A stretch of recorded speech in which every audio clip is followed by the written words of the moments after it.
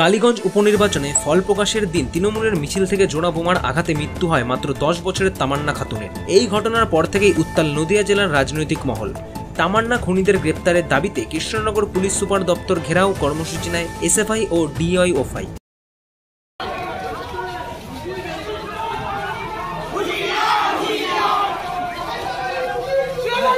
আর সেই ঘেরাও কর্মসূচি রূপ নেয় ধুন্ধুমারা পরিস্থিতিতে। দ্বিতীয় ব্যারিকেড ভাঙার সময় পুলিশের সঙ্গে ছাত্র যুব কর্মীদের ধস্তাধস্তি শুরু হয়। অভিযোগ, পুলিশ লাঠিচার্জ করে, পাল্টা ধাক্কা দেয় কর্মীরাও।